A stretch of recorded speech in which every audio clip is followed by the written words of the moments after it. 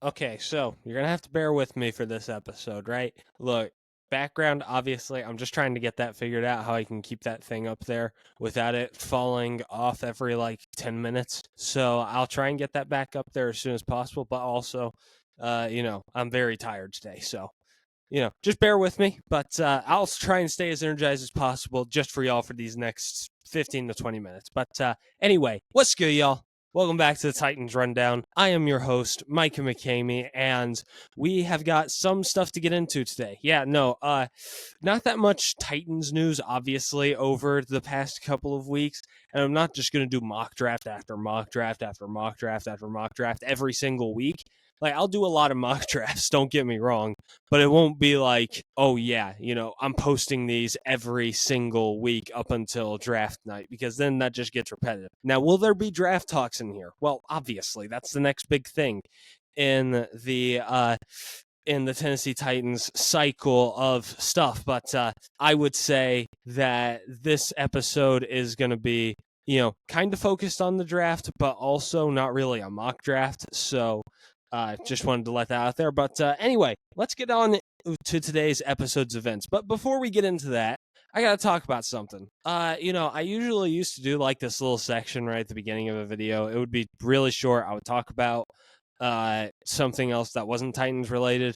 And I realized that was bad for analytics. Like, most people would click off because they're just like, I'm here to hear about the Titans, but he's talking about basketball. Why is he talking about basketball? But I want to bring that back just for one episode. Okay, this is the last time you'll hear me talk about basketball on this channel, but I need to address the elephant in the room. Luka Doncic getting traded to the LA Lakers for Anthony Davis and a bunch of low round picks and a bench player. So, like, how did that happen exactly? Like, did I think it's Palinka is his name, right? I think that's their GM. Did he just put like a hypnos spell under the Mavericks GM? Like, how did you think that this was a good idea? Like, unless you win a championship this year, there is no chance that that trade makes any sense. You know, I'll be honest, I feel really bad for them because I see a lot of Titans trading AJ Brown in this trade. Like, unless those first round picks end up being really, really good players, or the the Dallas Mavericks go on to win it all. Like, I don't understand how you ever thought this was a good idea. I just want to say that about the Mavericks, but big win for the Lakers, going and get your franchise cornerstone after LeBron's gone, and probably your franchise cornerstone even with LeBron still in the league. So, like, that's really good for them. And future became just a little bit brighter in LA, and the future got significantly darker in Dallas. So I just wanted to say that real quick, flex my NBA knowledge a little bit. But anyway, we're on to the real Titan stuff. Sorry if you had to sit through that, but or if you didn't want to hear about that, because I know that you try and watch this to get away from like stuff that everybody is talking about. But hey, I just had to mention it, right? Okay, so now on to the Tennessee Titans events. Okay, first off, just something minor. We hired a guy who goes by the name of Travis Smith as a run game coordinator. I'm pretty sure that there's a Tennessee Vols wide receiver that is named the exact same thing. Not currently on the roster, but he has been recruited to go play for Tennessee. Okay, so first off, whenever he was with the Bears, he was the D-line coach just this past year, actually. So if we really want to talk about this, like, the Bears D-line, like, there were a lot of bad things on that team, obviously, but the Bears D-line was not one of them. They were exempt from the list of negatives. They were pretty solid, if you ask me. And quite frankly, I think that it is really good that we hired somebody that was experienced with a good D-line. Now, obviously, it's going to be really easy to have a good defensive line whenever you have Montez Sweat on said defensive line. But it's still something that you got to give credit for. Let me think about this. Oh yeah. Also, like, they were one of the best run defenses in the league, so hopefully he'll help. I know that he is hired as a run game coordinator, but maybe he'll help out in some sort of way with T'Vondre Sweat and his development, and help him become more and more of a beast as the days go on. So there's that as well. But yeah, his time with the Bears was pretty well spent, and I'm hoping that we can bring back the no one runs on Tennessee type stuff with this guy coming in as our run game coordinator. So I just wanted to mention that. He also was with the Raiders. He had multiple positions. He was the assistant D-line coach, he was the defensive quality control coach, and he was the outside linebackers coach before taking a job as the D-line coach in Chicago. And for people who don't know, like obviously, assistant defensive line just helps out with, well, the defensive line, and outside linebackers coach coaches the outside linebackers. But if you're curious about quality control, defensive quality control, so I wasn't too sure about this, so I'll explain it to you right now.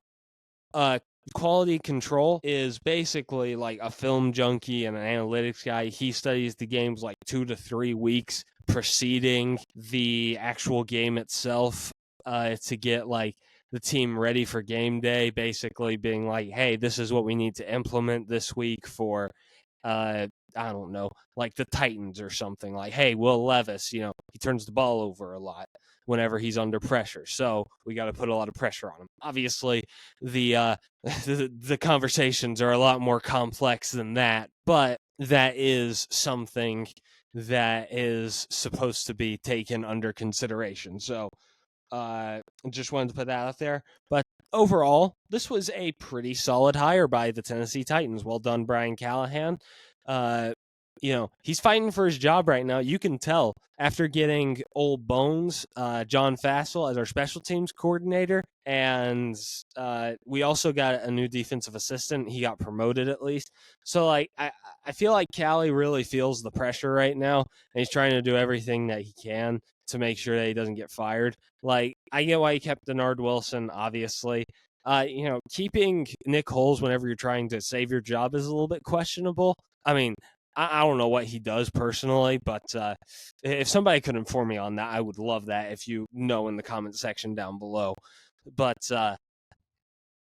anywho, still, this was a solid hire by the Titans. I'd give it like a B plus or something, just because it's not like a huge hire like Bill Callahan as the O-line coach, or again Denard Wilson as the defensive coordinator. Excuse me. Like, it's nothing that astronomically big, but it's still a pretty solid hire. So just wanted to get that out of the way before anybody asked me about it. Like, hey, what about this guy? But anywho, we got to move on. First thing, so Myles Garrett demanded a trade. Yeah, big deal. Really, really big deal, right? Like, man, it was like it was kind of shocking because like I was on like a fast from my phone and I heard it from somebody and I was just completely shocked. If you were curious where I was between Monday and Tuesday, or sorry, yeah, no, Monday and Tuesday from 10 a.m. to 10 a.m. That's where I was. Just wanted to let that be known. I don't like to brag about that stuff, but I just thought, if you were curious, that was what was happening. But anywho, Myles Garrett requested a trade, one of the best defensive linemen in the NFL, and has tried to do everything that he can to help the Browns become at least somewhat competent. One of the only good picks that they've made over the past few years, him, Denzel Ward, and Baker Mayfield. It's just they didn't let that pan out. But, man. Question is, could it happen? I will answer that after I give you the trade that I think would happen. Because if they did, if I had to take a guess, the Titans would get Myles Garrett, the second overall pick, and a third this year. And the Browns would get the first overall pick. Okay, this is a little bit more unbalanced than I remembered. We'll give them like a first round pick, a 2026 second, a fourth, and a sixth. Again, it was really difficult for me to try and balance out this trade, because like it's really hard whenever you have a superstar player and the first overall pick. You've got a proven dude that could fall off if he was put into a situation that he didn't want to be in, and you also have a dude that you have no clue who he's going to be, whether he's a quarterback or a receiver or a defensive lineman. Obviously, the three that I'm referring to are Cam Ward, Travis Hunter, and Abdul Carter. So, like, you never know what's going to happen there. And quite frankly, you got to take that into consideration whenever you're making this trade. And I had no clue how to balance this out, but still, that would be my trade proposal for Myles Garrett, and I think that it is as fair as I could make it. I'm not like 100% on that, but also we'll throw in a third 2026 third, continuing the Titans' tradition of never having a third round pick ever again. So, if anybody cared about that tradition, there you go. But okay, so the real question is, could this actually happen? No. I'm just gonna save you the tension right now. It's not gonna happen, right? Like, if Myles Garrett is trying to go anywhere, he's gonna go to some type of really solid, stacked team. I don't think he's going to the Chiefs. At least I would assume not. I don't think the Browns would feel good enough to do that. Unlike us, who had a receiver who, even though he had been playing really good, we knew he was going to kind of fall off a little bit any given day, and that just happens. That just so happens to happen after the Chiefs got him. But anywho, but if anything, the Browns are going to trade him to a contender. But if I had to take a guess, he's going to go to the NFC. Whether that's with the Green Bay Packers, the Detroit Lions, the 49ers, he's going to go to one of those places. And he's probably not going to go to somewhere like Tennessee or Arizona. Like, they're not going to trade him somewhere that mediocre. I think they're going to honor his trade request and be like, okay, we get it. You want to win now. So we'll trade you, but we won't trade you to the AFC because we know that that's just, quite frankly, the worst possible thing that we could do. So, yeah, no, he's not going to go to another bottom dweller like the Tennessee Titans. I hate to say that, but it is true. That's what they are right now. We got to accept that. And he's obviously not going to go to somebody too good like the Chiefs, but I could see him going to an NFC team like, again, the 49ers, or the Rams are a little bit sneaky for this, in my opinion, going for the, keep it PG here. Blank them picks. If you know. But, that would be what I expect. It's still fun to think about, and I'm still going to, mock it up in my mind. But I do not expect for a second that we are going to get Myles Garrett. Okay. And I saw some stupid trade proposal. I'll try and put it up here, but it was like, somebody said we trade Myles Garrett for, we basically trade for Myles Garrett and we give up 2 firsts, a second this year, and a third next year. Like, okay, I get it's bait. It's bait. And honestly, I'm as dumb as a fish. So, obviously I'm going to fall for it. But, I'm just telling you, I can't stand that. I can't stand when somebody tweets out something that's as dumb as that trade proposal. But, anywho, again, not going to happen. Fun to think about. If this was the trade, I would be completely fine with it. Okay, so now we've got to also talk about the Giants' 3rd overall pick. There's no doubt in my mind that the Giants want to go draft a quarterback. I not for a second. I 100% believe the Giants want a QB. Okay. Okay. So they got to trade in to the top 2, right? Because the Titans obviously also have the need for a quarterback. And if they stayed at 1, I would take a wild guess and say that they are going to draft a quarterback. I think it would be Cam Ward, but it could also be Shedeur. And then the 2nd overall pick, the Browns. I know that there are some people that are saying, oh, they're not going to draft a quarterback. Hold your horses. They could still be drafting a quarterback. We've heard from other sources that they are zoned in on the idea of taking a quarterback. And I would be absolutely shocked if they didn't, just because of the Deshaun Watson stuff alone. Man, yeah, no, I don't understand that, quite frankly. Why on earth would somebody think that they're not going to draft a quarterback, quite frankly? again, that's what I'm expecting. I may be completely wrong, but it is something that I am expecting. And if they don't draft a quarterback, it's not like we're giving up Abdul Carter. They're going to draft Travis Hunter, if anything. Travis Hunter, if anything. But obviously, there are still people that think that way, but I would still trade down with the Giants, get the 3rd overall pick, and get a bunch of draft capital. What would that draft capital be? Well, here you go. The Giants would get the 1st overall pick, a 2026 4th, for Titans' 3rd overall pick, a 2026 first, and a 3rd round pick this year, a 2026 5th, and a 2026 2nd. Okay, again, a little bit loaded, right? Like, obviously, I'm going to make some big time trades because I'm a little bit biased towards the Titans. So, obviously, I'm going to say give them everything, every single thing you have. Give them to the Titans. But I'm just saying, like, I feel like that the Giants could come in desperate and we could take advantage of that. Be like, give us as much as you need.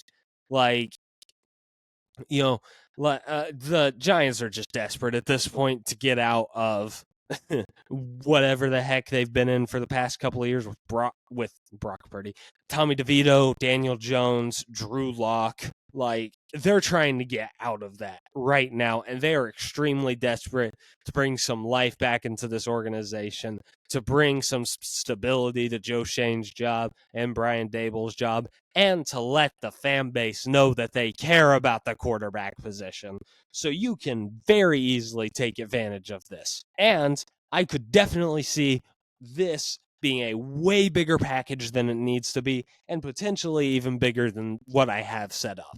I don't know. That's just what I'm reading. But again, this is probably the most likely scenario. I don't think we'll trade down with the Raiders. I think that we're taking too big of a risk if we do that. I don't think they'll just be like, oh, yeah, we're going to draft a right tackle there. I think that they're going to deal with that either in free agency or in the 2nd round of the draft. Or I don't think they're going to completely be just, man,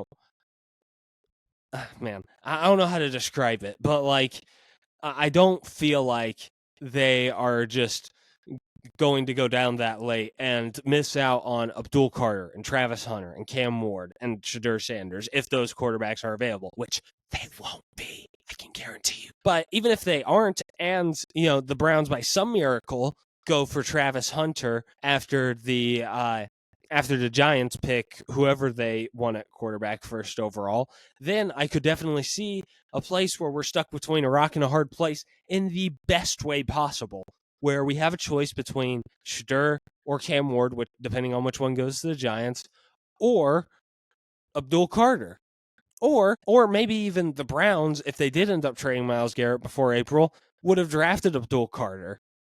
And then we have the choice between Travis Hunter and a franchise quarterback. Like, I think that this trade is like just what we need, right? We can get draft capital out of it. We'll have our pick at what we want for this organization for the next year at least.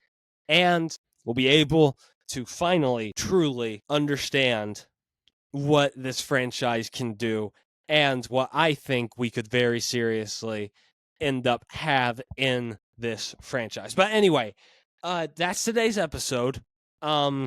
Again, a little shorter than usual, mostly just because there's not that much to talk about right now, unless you're doing like a big long mock draft or a big long free agency breakdown, which I will do a couple of those things, but I didn't feel like doing those today, mostly just because I'm trying to keep it at least just a little bit fresh. You know what I'm saying? But anyway, that's going to do it all for me. Oh, yeah, I also have Instagram, Twitter, and TikTok all under the Titans Rundown if you want to go check those out. And I'll have the Vols Rundown linked in the description.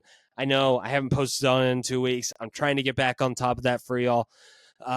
Anyway, that's going to do it all for me. This has been a rundown of your Tennessee Vols. I love y'all, and tighten up.